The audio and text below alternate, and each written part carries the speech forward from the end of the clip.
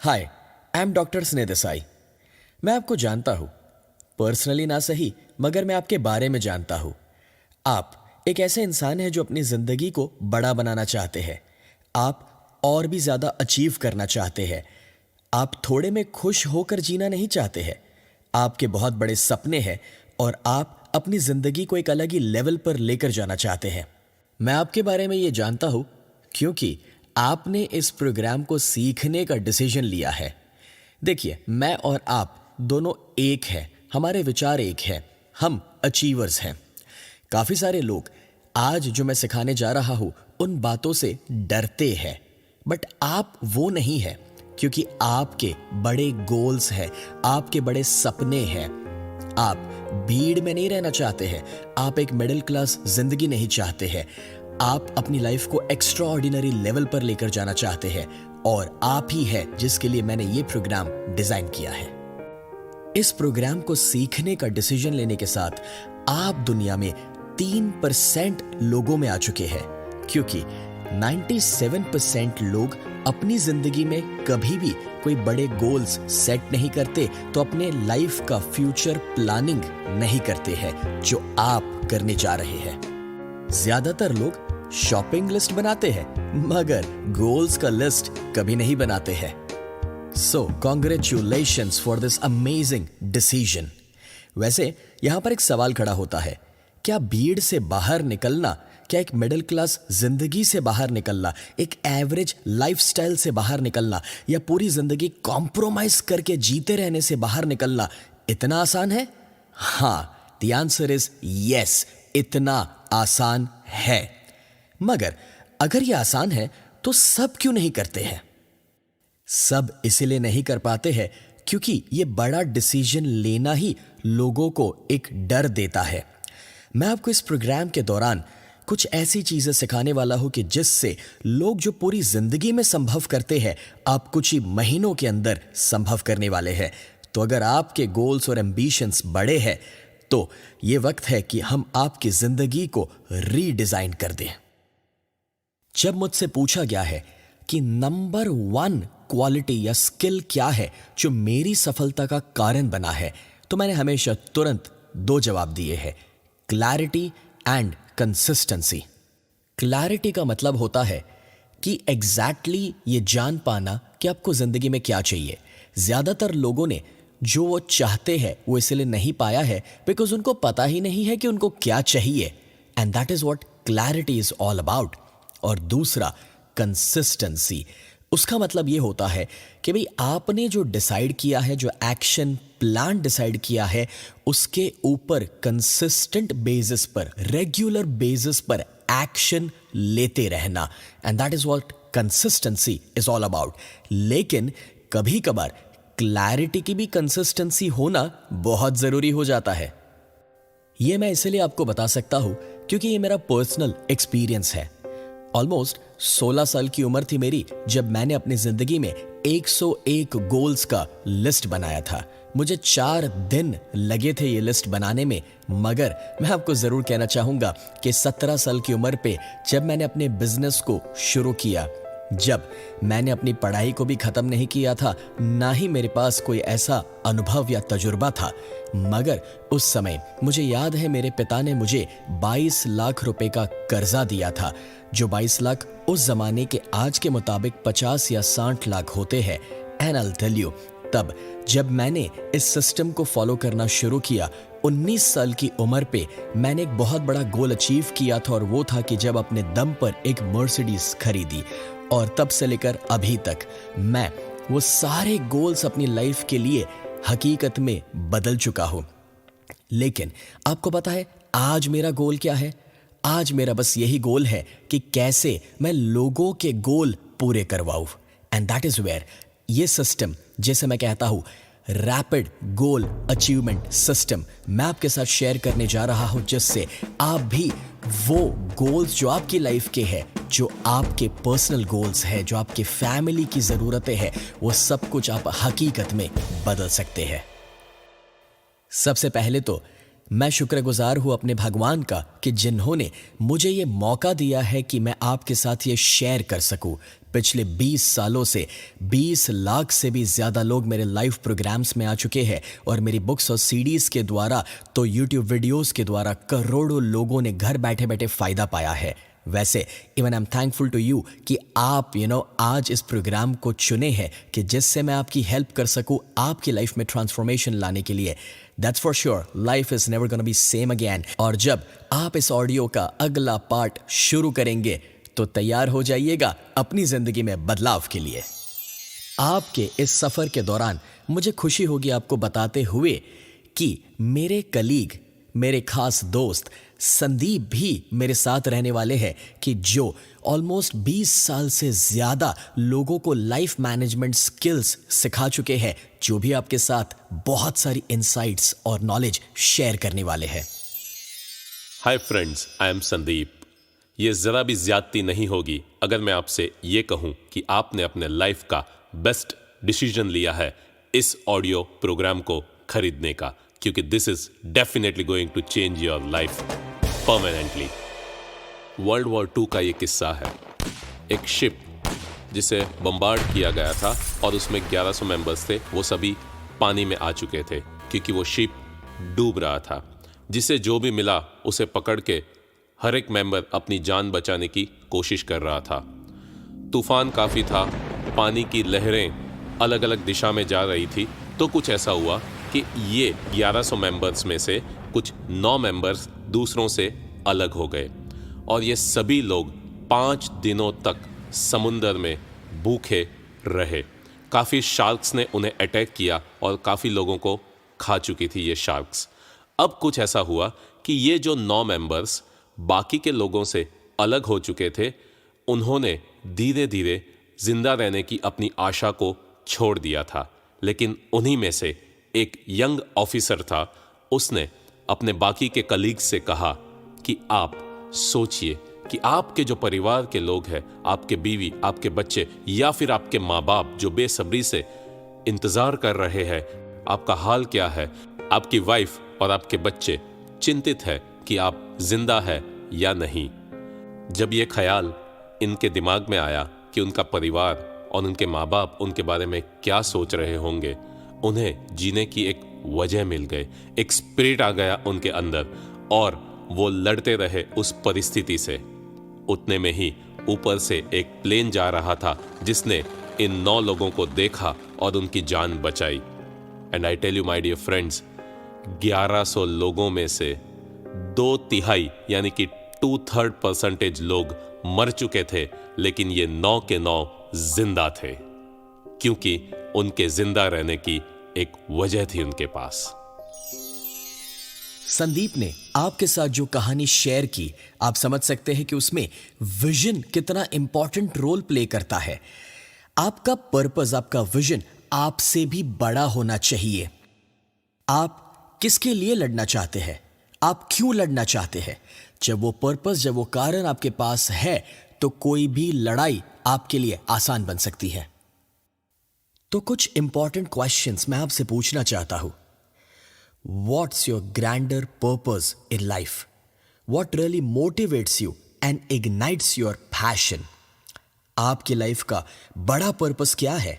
क्या है जो आपको मोटिवेट करता है, तो आपके अंदर से पैशन को जगाता है?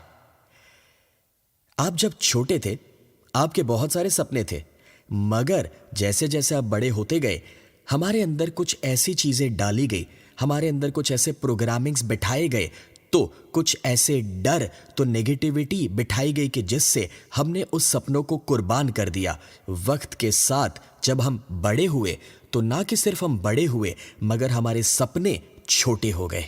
आज मैं आपके अंदर से उस पैशन को वापस जगाना चाहता हूं, आपको वो सारे सपने वापस याद करवाना चाहता हूं।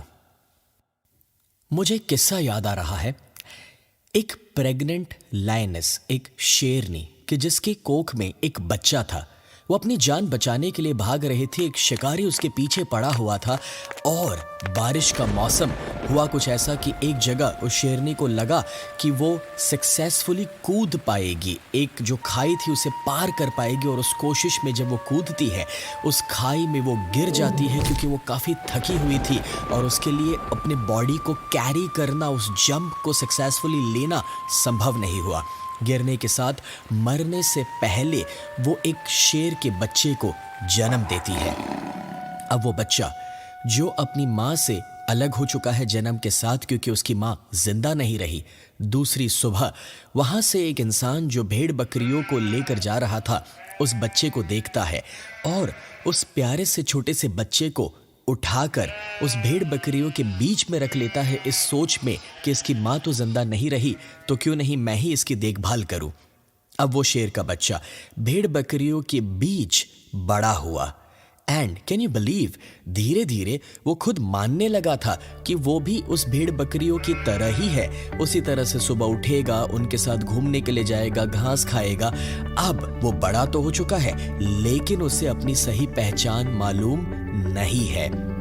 एक जंगल का राजा शेर शिकार करने के लिए निकला हुआ था और जब वो इस भेड़ बकरियों के झुंड को देखता है, अटैक करने जा रहा था और उनके बीच में जब एक शेर को देखता है जो घास खा रहा था, अचानक से वो हैरान परेशान वो उस शेर के बच्चे को उठाकर पकड़कर साइड पर लेकर आता है और उसे कहता है कि तुम उन लोगों के बीच में क्या कर रहे हो।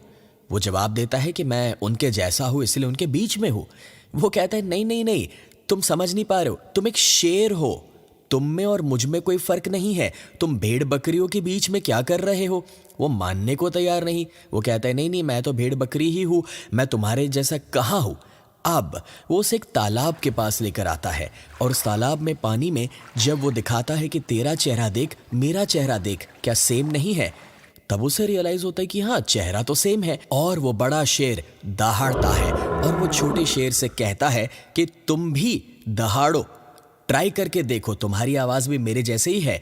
लेकिन जब वो पहले ट्राई करता है तो वो आवाज़ निकलती है मैं, एंड 1 2 बार 3 बार 4 बार कोशिश करने पर वो रियल आवाज़ बाहर निकल के आती है और वो रियलाइज करता है कि हाँ मैं भी एक शेर हूं जो अभी तक उन भेड़ बकरियों के बीच में जी रहा था। मुझे नहीं लगता आपको मुझे बताने की जरूरत है कि आपके साथ क्या हुआ है। आप भी जन्म से एक शेर ही है जो शायद अभी तक कुछ भेड़ बकरियों के बीच में बिजी हो गए थे। शायद आप भूल चुके हैं कि आपकी काबिलियत क्या है, शायद आप भूल चुके हैं कि आपकी सही पहचान क्या है, शायद आप भूल चुके हैं कि आप कितनी सारी शक्तियों के साथ इस दुनिया में आए हैं। आपको ये बात तो पता है कि जितने भी जीव जंतु जानवर बने हैं उससे कई गुना ज्यादा शक्ति भगवान ने, ईश्वर ने, खुदा ने हम इंसानों को दी है और हम इंसान जो काबिलियत लेकर आए हैं उसके मुताबिक हम जी सकते हैं। वो शेर हमारे अंदर है जिसे जगाने की जरूरत है। ये आपका वक्त है जागने का, दहाड़ने का। अगर आप वो भेड़ बकरियों के बीच में रहेंगे तो भेड़ बकरी बनकर ही मर जाएंगे और इस वजह से उस मिडिल क्लास एवरेज कॉम्प्रोमाइज भरी जिंदगी से बाहर निकलिए, क्योंकि जब आप अपनी जिंदगी में कॉम्प्रोमाइज करने का डिसीजन ले लेते हैं तब आपके भगवान भी आपके साथ कॉम्प्रोमाइज कर लेते हैं। नाउ इज द टाइम, ये सही वक्त है कि जब आप अपनी जिंदगी का चार्ज ले, कंट्रोल ले। मैं जानता हूं कि आप बदलाव ला सकते हैं क्योंकि आपका और मेरा मिलना एक पर्पस से, एक वजह से हुआ है। कोई इत्तेफाक नहीं होते हैं इस दुनिया में, हर एक चीज के पीछे एक वजह है, एक कारण है। अगर आज आपका और मेरा मिलना हुआ है, अगर आज आपने इस प्रोग्राम को चुना है तो उसके पीछे भी एक वजह है, एक कारण है। एक गांव में बाढ़ आई, इतनी बुरी हालत कि गांव वाले पूरा गांव खाली करने लगे, मगर एक घर में एक इंसान जो कहते हैं कि नहीं, मैं आप लोगों के साथ नहीं जाऊंगा, मुझे मेरे भगवान पर भरोसा है, वो मुझे बचाने के लिए आएंगे। अब पानी बढ़ने लगा, वो ग्राउंड फ्लोर से फर्स्ट फ्लोर पर आए और तब कुछ लोग बोट लेकर आए, कहते हैं कि चलो अब किसकी राह देख रहे हो। और वो जवाब देते, नहीं नहीं, मुझे तो मेरे भगवान ही लेने के लिए, बचाने के लिए आएंगे। पानी और बढ़ने लगा, वो सेकंड फ्लोर पर आ गए और आर्मी वाले मोटर बोट लेकर आए और कहते हैं कि चलो अपनी जान बचाओ। वो कहते, नहीं नहीं, मुझे मेरे भगवान पर भरोसा है, वो ज़रूर आएंगे मुझे लेने के लिए।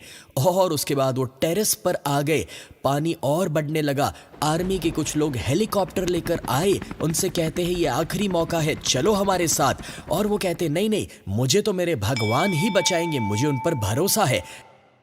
मगर हुआ कुछ ऐसा कि पानी का लेवल उससे भी ज्यादा बढ़ गया, पूरा गांव डूब गया, ये इंसान भी डूब गए और मर गए।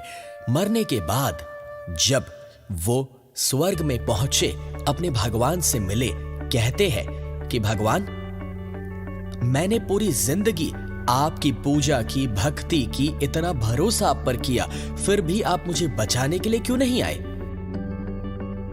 भगवान हंसकर जवाब देते हैं कि मैंने तेरे लिए वो बोट भेजी, मोटर बोट भी भेजी, हेलीकॉप्टर तक भेजा, लेकिन अगर तू नहीं समझ पाया तो मैं और क्या करूं? यारो, हमें भगवान से मिलते हुए इस मैसेजेस को समझना होगा। आज अगर आप इस प्रोग्राम को चुने हैं तो उसके पीछे भी एक वजह है, एक पर्पस है। और उस मैसेज को समझने के साथ रियलाइज कीजिए कि अभी तक आप जो कर रहे थे वो ही करते रहेंगे तो वो ही होगा जो अभी तक हुआ है। अगर आप कुछ नए रिजल्ट्स पाना चाहते हैं तो आपको कुछ नया करना भी पड़ेगा। इतना सुनने के बाद तो एक मुर्दे में भी जान आ जाती है। तो आप तो शेर हैं, आप तो जरूर मोटिवेट हो गए होंगे। And this is the turning point. Friends, एक बात याद रखिए, एक टर्निंग पॉइंट एक ऐसा पॉइंट है जिंदगी का जब हम अपने रुख को बदल सकते हैं। इस सृष्टि में जितने भी जानवर है, जितने भी इंसेक्ट्स है या कोई भी एनिमल्स है, उन सभी में सिर्फ इंसान ही है जो अपनी लाइफ को कंट्रोल कर सकता है या उसकी डायरेक्शन को बदल सकता है। बाकी सारे जानवर अपनी आदतों से, अपने ज़िंदगी जीने के तरीके से मजबूर है और वो वैसे ही अपनी ज़िंदगी बिताते हैं। लेकिन humans can have a turning point. सोचिए इन दो शब्दों को, टर्निंग पॉइंट, यानी कि एक ऐसा पॉइंट जहां से हम टर्न लेते हैं, हम अपने लाइफ को एक अलग डायरेक्शन देते हैं और वही डायरेक्शन अब हमें लेनी है ताकि हम एक सही डायरेक्शन में आगे बढ़ सके। आप चाहे 15 साल के हो या 50 के, any moment can be a turning point in your life.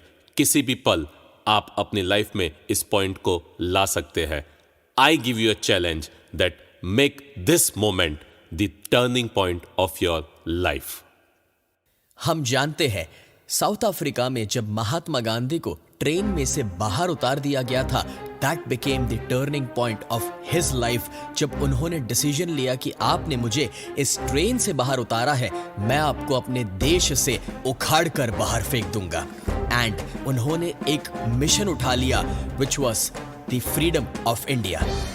कुछ वैसे ही सचिन तेंदुलकर अपने यंग डेज में जब उनके कोच उनको इंस्ट्रक्ट करके गए थे कि तुम्हें यहां पर नेट प्रैक्टिस करनी है, जब कोच वापस आए तो सचिन उनके सीनियर्स की मैच देख रहे थे और जब वहां पर चौका मारा गया तो सचिन ताली बजा रहे थे।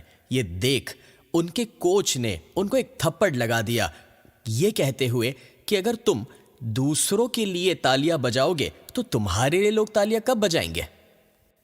And this was the turning point of his life. But now, it's your turn. Decide कि इस पल को आप अपनी जिंदगी का एक टर्निंग पॉइंट बनाना चाहते हैं। कोई भी टर्निंग पॉइंट क्रिएट करने के लिए सिर्फ दो चीजों की आवश्यकता है।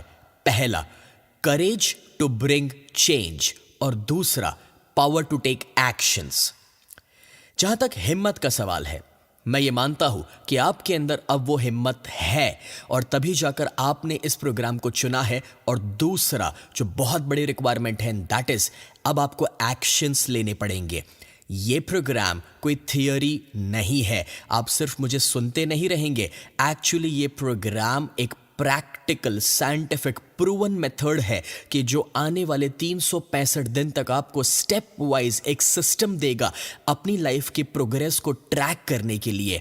बट देन मैं उसके पहले स्टेप की ओर आगे बढ़ूं, आपको वो प्रैक्टिकल्स की ओर लेकर चलूं, उससे पहले अपने दिमाग में बिठा दीजिएगा कि एक्शन लेने पड़ेंगे, बिकॉज एक्शन के बिना रिजल्ट्स नहीं है। Knowledge is not power, applied knowledge is power. Step 1, why is more important than how. जब भी हमने जिंदगी में कोई भी गोल सेट किया है, हमेशा पहले एक सवाल पूछा है कि मैं ये कैसे अचीव करूंगा। मुझे 20 किलो वजन कम करना है, कैसे करूंगा? मैं 20 लाख रुपए ज्यादा कमाना चाहता हूं, कैसे कमाऊंगा? मैं 20 मार्क्स ज्यादा लाना चाहता हूं, कैसे लाऊंगा? बट जब आप ये कैसे यानी कि हाफ क्वेश्चन करते हैं, तब वो थकाने वाली प्रोसेस बन जाती है। मतलब कि वो हमें लेबरस बना देता है। देखिए, it is important to understand कि जब तक आपके पास उस गोल को अचीव करने का बड़ा कारण नहीं है, यानी कि वाई नहीं है, तब तक आपको हाफ नहीं मिल सकता। और अगर मिल भी जाएगा तो वो आपको हार्ड वर्क जैसा लगेगा या फोर्सफुल एक्टिविटी लगने वाला है। Late me explain. कभी आपने किसी से सच्चा प्यार किया है? हाँ, याद कीजिए अपने कॉलेज के दिन। जब भी आपने किसी से भी सच्चा प्यार किया है, आपने देखा होगा कि उस इंसान को मिलने के लिए आपके पास रास्ते ही रास्ते अवेलेबल थे। आप ट्यूशन या कॉलेज को भी बंक मार सकते थे, तो घर पे भी झूठ बोल सकते थे। बट गेस व्हाट, जब वो प्यार कम हो जाता है, सामने वाला अगर कहे भी कि आज ऑफिस से जल्दी घर आ जाना, तो भी आपने देखा होगा कि हमारे पास दुनिया भर के बहाने हैं अब घर लेट जाने के लिए। वो हो सकता है कि पंचर हो गया या फिर बॉस ने रोक लिया। जब तक आपके पास एक सॉलिड वजह नहीं है कुछ करने की, तब तक वो काम करना हमारे लिए संभव नहीं होता। इसलिए कहा जाता है, या तो आपके पास एक्सक्यूजेस रह सकते हैं या तो आपके पास रिजल्ट रह सकते हैं। जैसे आज के बच्चों को कितनी बार कहना पड़ता है, पढ़ाई करो, तुम्हारे लिए कंप्यूटर हमने रखा है, best of the best tuitions रखे हैं, तुम्हें अच्छे स्कूल में भेज रहे हैं, फिर भी तुम पढ़ाई नहीं कर रहे। एंड दैट्स वेयर वो पेरेंट्स एक कहानी बताते हैं। बोले, हमारे ज़माने में जब बिजली भी नहीं हुआ करती थी, सड़क की वो स्ट्रीट लाइट के नीचे बैठकर हम पढ़ाई किया करते थे। यू सी, जिसके पास एक सॉलिड वजह है, वाई है, उसके पास रास्ते ही रास्ते हैं। और बाकी जब आपके पास वो वजह नहीं है पढ़ाई करने के या कुछ भी अचीव करने की, तो आपके पास कितने भी रास्ते अवेलेबल भी होंगे तो भी आप कुछ नहीं करने वाले हैं। यू सी, हम हमेशा शिकायत करते हैं कि मेरे पास रिसोर्सेस की कमी है, but it's never about resources. The fact is आपके पास रीजंस की कमी है। अक्सर लोग पूछते हैं कि कौन से है वो कॉमन एलिमेंट्स या कौन से है वो कॉमन सीक्रेट्स जो जनरली सभी सुपर अचीवर्स फॉलो करते हैं।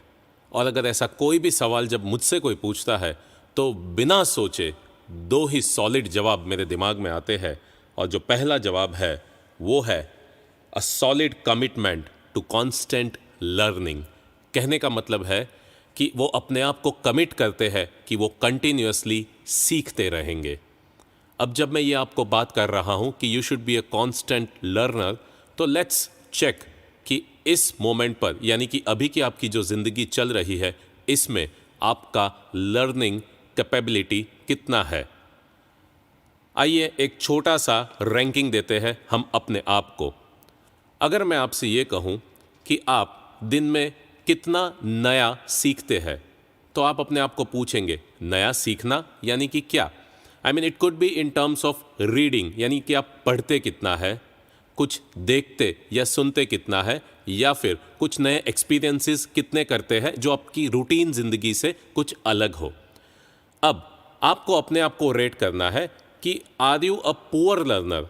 आई मीन पुअर लर्नर यानी रेयरली आप दिन में कुछ नया सीखते हैं। Then it could be, you can give yourself say on a scale of 0 to 10, यानी 0 बीइंग वेरी लेस और 10 ऑन द हाइएस्ट साइड। तो मैं कहूँगा as a poor learner you can rate yourself 0, 1, 2 या फिर 3। अगर आप थोड़ा थोड़ा, if you are a average learner, then I would say कि दिन में 2-4 पन्ने आप पढ़ते हैं किसी किताब के, या फिर एक आध छोटा सा वीडियो या ऑडियो कहीं पर सुन लेते हैं, then you are an average learner. उसमें आप अपने आप को दे सकते हैं 4 या 5 मार्क्स। उससे आगे अगर हम बढ़ें, then you can rate yourself as a good learner. अगर आप दिन के 25-30 पेजेस किसी किताब के पढ़ते हैं, या फिर कोई रेगुलर रीडिंग हैबिट में आप है, या फिर कोई रेगुलर वीडियोस या ऑडियोज़ अगर आप सुनते हैं, या फिर रोज़ नया कुछ ना कुछ अपने लाइफ में एक्सपेरिमेंट करते हैं, then you can be a good learner. और दी बेस्ट कैटेगरी जो मैं कहूँगा वो है द एक्सीलेंट लर्नर। इसका मतलब ये है कि ये एक ऐसा इंसान है जो दिन में हर रोज़ ये सोचता है कि आज मैं क्या नया सीखूंगा जो मुझे कल से बेहतर बना सकता है। और वो अगर आपके दिमाग में है, वो आपका माइंडसेट है, और रोज़ आपको ये ख्याल आता है कि आज के दिन में मैं नया क्या सीखूं, then I would say you can rate yourself as an excellent learner. Friends, इसके लिए you can give yourself 9 या 10 मार्क्स।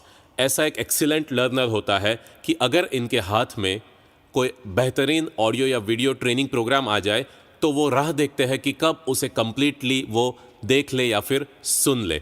ये ऐसे लोग हैं जिन्हें नया एक्सपेरिमेंट करने से कभी भी डर नहीं लगता, क्योंकि ये फेलियर से नहीं डरते। उनके लिए एक ही स्लोगन है, या तो हम जीतते हैं या हम सीखते हैं, हारते तो कभी है ही नहीं।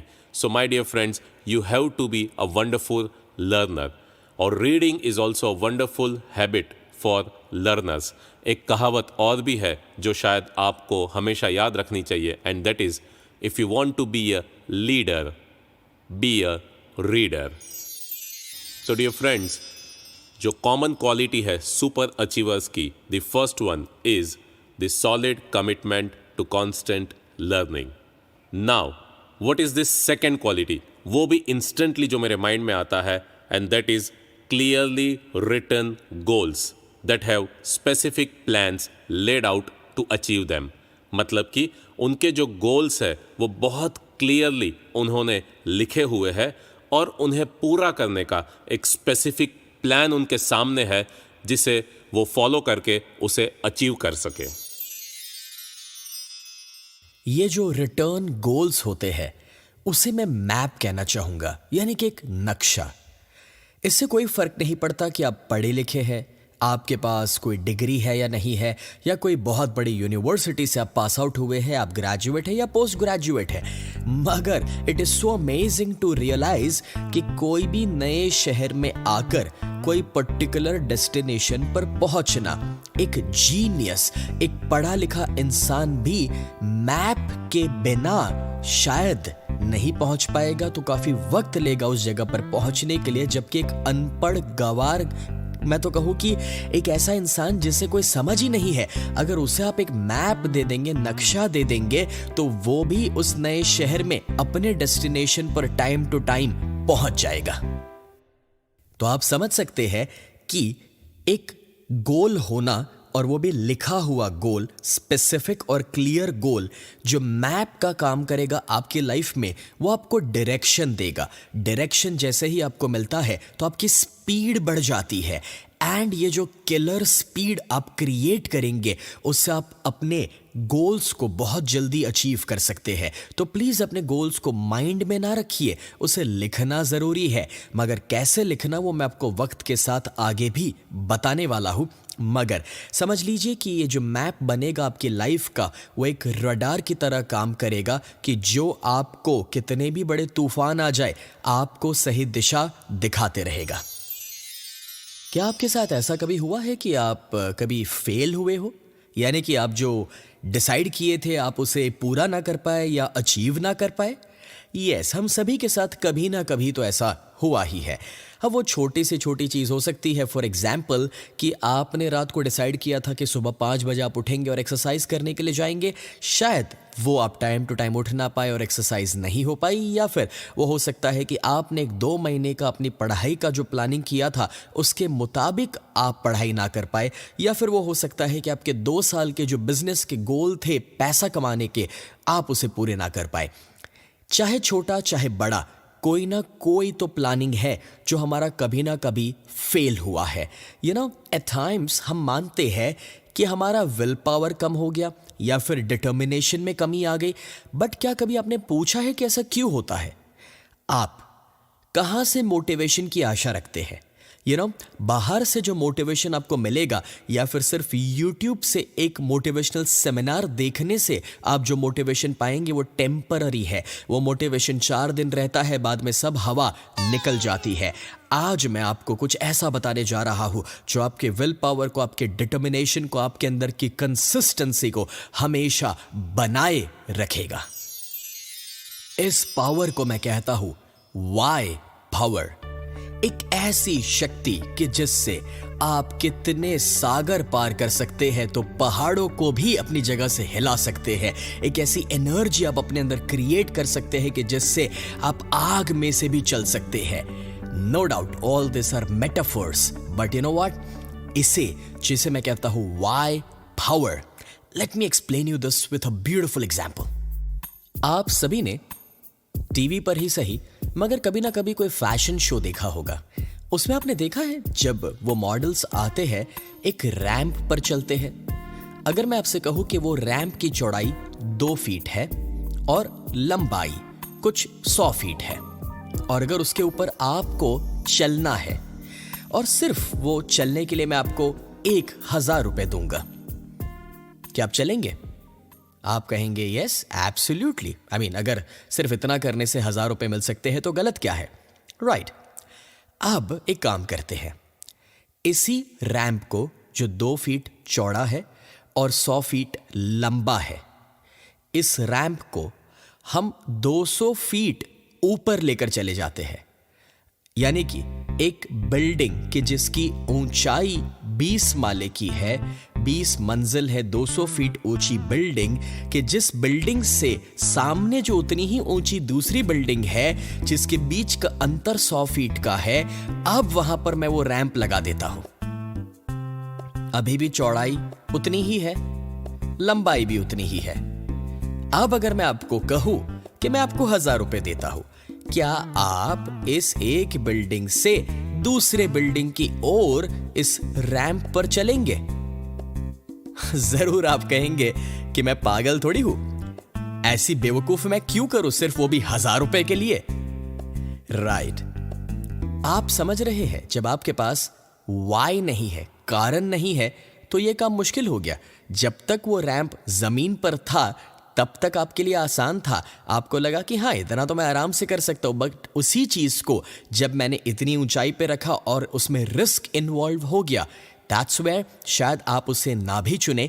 बट अब अगर मैं आपसे ये कहूं कि आप जिस बिल्डिंग पर खड़े हैं उधर से वो रैंप सामने की बिल्डिंग पर जा रहा है और सामने की बिल्डिंग पर आग लगी है, उसमें आपका छोटा सा बच्चा उस टेरेस पर सामने उस आग में कहीं फंसा हुआ है, अब आप क्या करेंगे?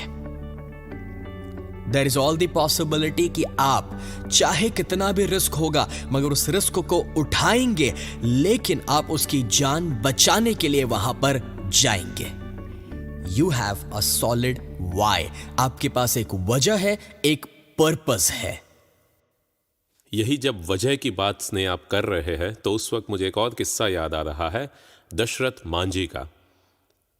ये एक गांव में रहने वाला एक गरीब किसान था, मजदूरी कर रहा था और एक दिन उसकी पत्नी उसके लिए कुछ खाना लेकर आ रही थी। रास्ते में आते आते उसका पैर फिसल गया और वो गिर पड़ी। जब वो उसे उठाता है और ज़ोरों से मदद के लिए चिल्ला रहा है, कोई मदद के लिए नहीं आ रहा है और उसे उठाकर जब तक वो हॉस्पिटल पहुंचता है वो रास्ते में ही दम तोड़ देती है। दशरथ मांझी को ये लगता है कि शायद जहां से वो लेकर अपनी वाइफ को हॉस्पिटल तक लेकर गया वो रास्ता अगर छोटा होता तो शायद वो वक्त पे पहुंच जाता, और वो पहाड़ जहां पर वो काम कर रहा था वो पहाड़ की वजह से उसे पूरा घूम कर जाना पड़ा, और वो घूम कर जाने में जो वक्त निकल गया उसकी वजह से उसकी वाइफ का देहांत हो गया, यानी कि उसकी वाइफ की जान चली गई। यही वजह उसके लिए काफ़ी थी कि उसने निश्चय कर लिया कि वो उस पहाड़ को वहाँ से हटा देगा। कहने का मतलब है वो कुछ ऐसा करेगा कि वो रास्ते को पहाड़ के बीच से निकालेगा और अपने लाइफ को वो सिंगल पर्पस बना दिया उसने, और एक हथौड़ा और उसे तोड़ने के लिए एक चीजल, दो चीजें लेकर वो पहाड़ को तोड़ने के लिए लग गया और 22 साल उसने एक ही काम किया, उस पहाड़ के बीच में से रास्ता बना दिया। माय डियर फ्रेंड्स, पर्पस अगर आपके पास है तो स्नेह ने कहा था कि ये तो मेटाफर है, लेकिन ये एक रियल कहानी भी है कि इंसान ने सचमुच पहाड़ के बीच में से रास्ता बना दिया और आज भी वो रास्ता उसके नाम से पहचाना जाता है। धीरूभाई अंबानी को ये नहीं पता था कि वो इंडिया के नंबर 1 बिजनेसमैन कैसे बनेंगे। उन्हें सिर्फ इतना पता था कि वो बनेंगे। उनके पास वजह बहुत पावरफुल थी।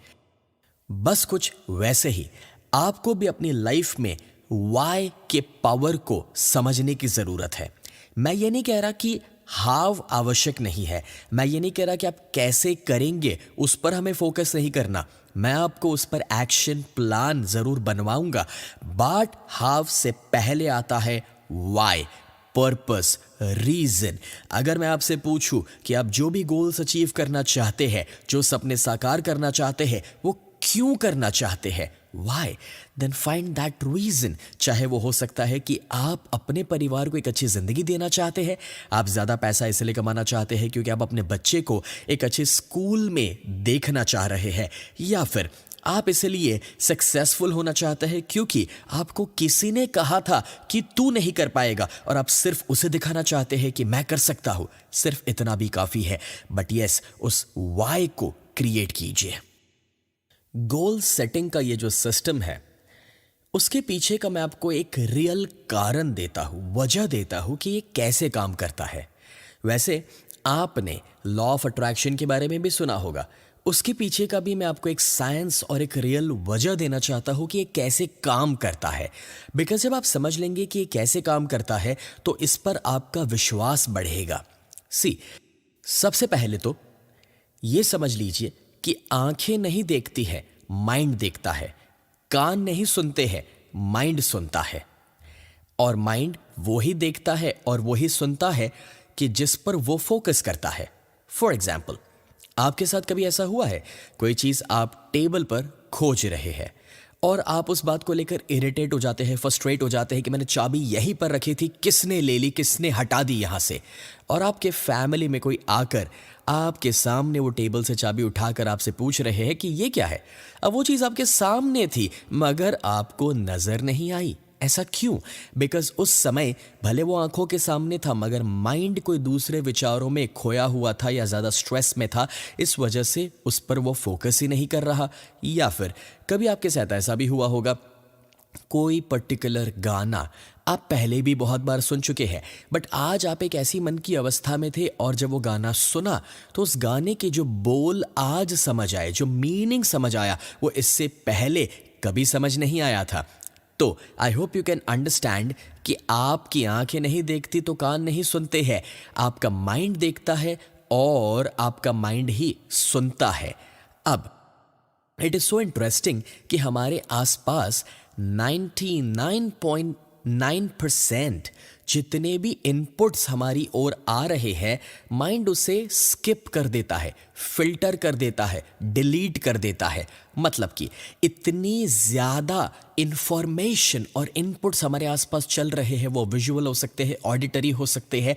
तो उस वजह से जब इतने सारे मैसेजेस हमारे अंदर आ रहे हैं तो उतने में फंक्शन करना हमारे माइंड के लिए संभव नहीं हो पाता और जो काम का नहीं है उसे वो अवॉइड कर देता है, जिससे आपकी एंग्जाइटी लेवल या स्ट्रेस लेवल बढ़ ना जाए। वो सिर्फ उस चीज़ों पर फोकस करता है जो उस समय के लिए, उस पल के लिए आपके लिए काम का होता है। Now it is so interesting कि बाहर की दुनिया में पॉजिटिव और नेगेटिव सब कुछ है, मगर जब आपके माइंड में नेगेटिविटी सेट है तो आपको सिर्फ नेगेटिव परिस्थितियां बाहर नजर आती है, माइंड उसी पर फोकस करता है। तो जब आपके अंदर पॉजिटिविटी सेट हो जाएगी तो आप बाहर भी सिर्फ पॉजिटिव ही देखेंगे और पॉजिटिव ही सुनेंगे। एक छोटा सा एग्जाम्पल लेते हैं। जब आपने एक पर्टिकुलर गाड़ी खरीदने का डिसीजन लिया, फॉर एग्जाम्पल होंडा सिटी, तो आपको नहीं लगता है उसके बाद सड़क पर सिर्फ होंडा सिटी ही घूम रही है? यानी कि ऐसा नहीं है कि आपने डिसाइड किया उसके बाद होंडा सिटी सड़क पर बढ़ चुकी है, बट वो डिसीजन जब आपने अपने माइंड में लिया तो उसके बाद आपका माइंड आपके आसपास जितनी भी होंडा सिटी गुजर रही है या आपके सामने आ रही है, तुरंत माइंड उसे नोटिस करता है, एक सिग्नल अंदर भेजता है, उस मैसेज को रजिस्टर करता है, जो इससे पहले वो कभी रजिस्टर करता ही नहीं था, बिकॉज वो इन्फॉर्मेशन तब तक उसे ऐसा लगता था कि काम की नहीं है। But it is so interesting कि जब तक आप मारुति में घूम रहे थे आपको मारुति नजर आ रही थी, बट अब होंडा सिटी का डिसीजन लेने के बाद होंडा सिटी नजर आ रही है और वो मारुति को अवॉइड कर रहा है। So this is where it gets interesting. आपका माइंड जो चीज अपने अंदर बिठा देता है, बाहर वो उसी चीज पर फोकस करता है। एंड गेस व्हाट, आप जिस चीज पर फोकस करेंगे वो चीज आपकी लाइफ में आकर्षित होने वाली है। अभी तक अगर आपका फोकस नेगेटिव चीजों पर था तो नेगेटिव आकर्षित हो रहा था, माइंडसेट और ज्यादा नेगेटिव हो रहा था, इसलिए ज्यादा फोकस और नेगेटिव पे जा रहा था, और नेगेटिव पे फोकस करने से और नेगेटिव अट्रैक्ट हो रहा था। आप एक साइकिल में फंस चुके थे। लेकिन पॉजिटिव का भी वैसा ही साइकिल है। जब आप अंदर पॉजिटिव है, आपका माइंड पॉजिटिव पे फोकस करेगा, पॉजिटिव चीजों को अट्रैक्ट करेगा। पॉजिटिव चीजों को अट्रैक्ट करने से आप और ज्यादा पॉजिटिव होंगे, जिससे और पॉजिटिव चीजों पर फोकस बढ़ेगा और पॉजिटिव चीज आपकी लाइफ में अट्रैक्ट होगी। So you see, it is so amazing कि लॉ ऑफ अट्रैक्शन कहूं या फिर गोल सेटिंग, ये इसी तरह से काम करता है। चलिए एक छोटी सी एक्सरसाइज अभी इसी समय करते हैं। आप अगर गाड़ी ना चला रहे हो या कोई मशीनरी का उपयोग ना कर रहे हो तो ये एक्सरसाइज जरूर कीजिएगा, एंड दैट इज, मैं आपको 30 सेकंड का वक्त देने वाला हूं।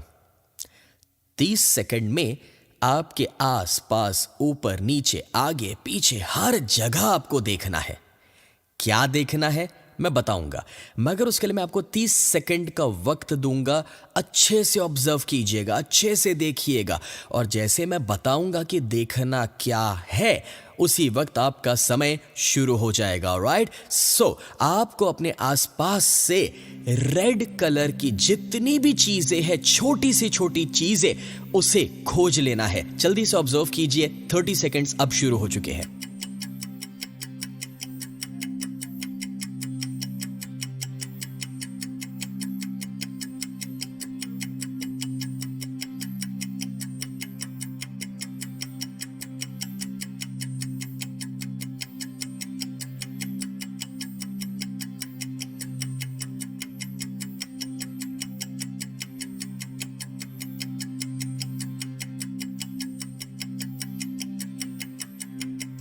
Alright, times up. ठीक है। सो अब मेरी ओर फोकस रखिए।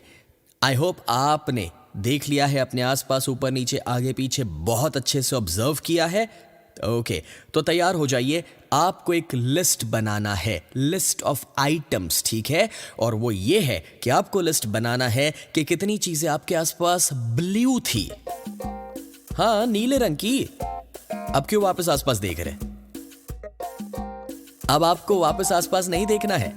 यू नो, क्या सिर्फ आपने रेड ही देखा? कम ऑन, आई मीन, जब आपकी आंखें देख रही थी सब कुछ, तो ये कैसे संभव था कि वो कुछ भी अवॉइड कर सकती है? आई मीन, यू नो, जब आप देख रहे थे तो ब्लू कलर भी तो आपके सामने आया ही होगा, फिर नोटिस क्यों नहीं हुआ? See, this is where I want to make you understand. जब आपके माइंड में रेड था, बाहर सिर्फ रेड ही नजर आया, ब्लू सामने भी था, कहीं आसपास भी था, तो उसने नोटिस ही नहीं किया, बिकॉज वो उसे देखना चाहता नहीं था। जो आपके अंदर है वही आपको बाहर दिखाई देने वाला है।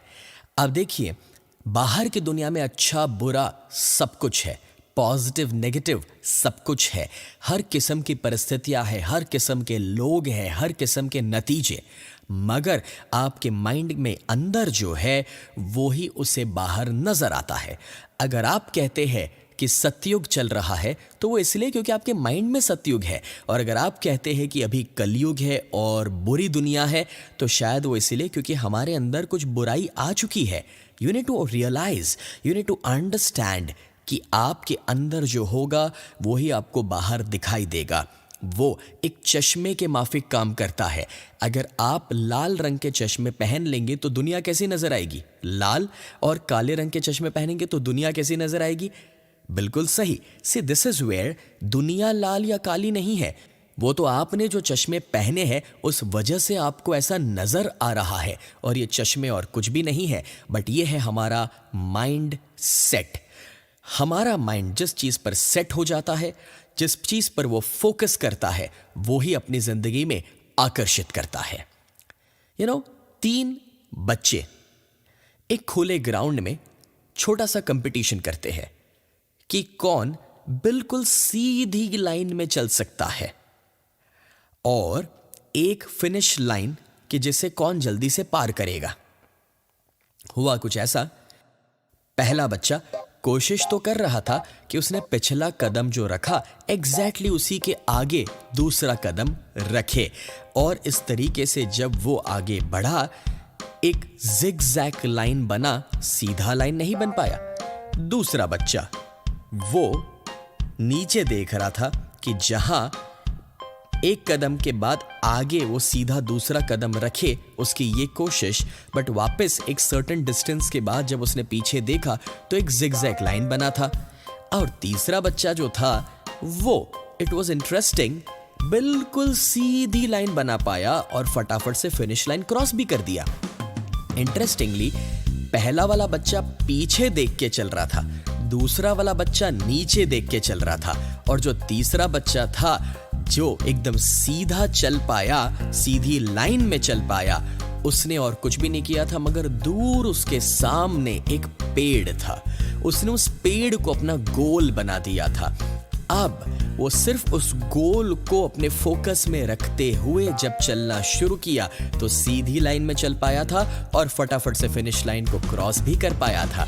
सो आई होप इस एग्जाम्पल से आप समझ सकते हैं कि हमारे माइंड के लिए एक फोकस होना, एक गोल होना जरूरी है जो हमारा स्पीड बढ़ा देता है। बट मैं आपको अब आगे कुछ भी बताऊं, एक स्टेप और आगे लेके चलूं, उससे पहले जरूर ये कहना चाहूंगा, this is the time to get serious.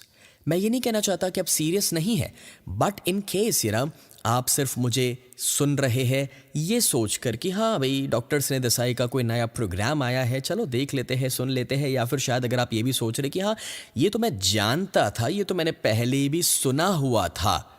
It's time to get serious, because आप अगर सीरियस नहीं हैं अपनी लाइफ को लेकर तो आप अपने गोल्स को अचीव नहीं कर सकते। I want a strong commitment. See, अगर कमिटमेंट नहीं है तो आप इस प्रोसेस को पूरा नहीं कर पाएंगे। शायद आप जानते हैं कि ये प्रोसेस अभी तो मैं आपको समझाना शुरू किया हूं, बट ये पूरे 1 साल का सिस्टम है। 365 दिन स्टेप वाइज एक ट्रैकिंग सिस्टम है कि जिस ओर मैं आपको लेकर चलना चाहता हूं। बट 365 दिन तक इस सिस्टम को फॉलो करने के लिए आपको मुझे कमिटमेंट देना पड़ेगा कि यस यू आर कमिटेड, कि अब आप पीछे मुड़कर नहीं देखेंगे, आप नीचे नहीं देखेंगे, अब आप सिर्फ आगे देखेंगे। ये हो गया, वो हो गया, उससे बाहर निकलिए। पास्ट को छोड़ दीजिए। The past does not equal the future. अगर आप अपने अतीत को देखते रहेंगे तो आप उसे रिक्रिएट करेंगे जो आप नहीं चाहते हैं। अगर आप अपने फ्यूचर को बेहतर बनाना चाहते हैं तो अब आपका फोकस सिर्फ और सिर्फ आपके गोल्स पर होना चाहिए। ये हो गया, वो हो गया, उससे बाहर निकलिए। जो होना था हो चुका है। अपने आप से सवाल कीजिए, अब क्या? और अब क्या का जवाब है कि आपके सामने एक बहुत बड़ा फ्यूचर अभी भी वेट कर रहा है। जो हुआ उसे कोई नहीं बदल सकता, बट अब आगे क्या करना वो आपके हाथ में है। तो हम गोल सेटिंग की प्रोसेस में आगे बढ़े और उसके बाद अपने गोल्स को अचीव कैसे करना वो सीखें। उससे पहले मैं चाहता हूं कि आप अपनी अब जर्नल ओपन करें। जर्नल में मैंने सबसे पहला जो स्टेप आपको दिया है वहां पर आइए, which is the commitment page, and that is एक प्लेज है जो मैं आपके लिए चाहता हूं कि आप वो प्लेज, वो कमिटमेंट आज ले। वहां पर अपना नाम लिखिए, नीचे आज का तारीख लीजिए, अपना साइन कीजिए और उसे पढ़ लीजिए कि वहां पर क्या लिखा है। उसमें यह लिखा है कि अब से मैं पीछे मुड़कर नहीं देखूंगा। आई एम कमिटेड, मैं पहले की तरह लाइफ नहीं जीने वाला हूं, मैं अपनी पुरानी जिंदगी को यहां पर बाय कहता हूं। And today, from now, I start a new life.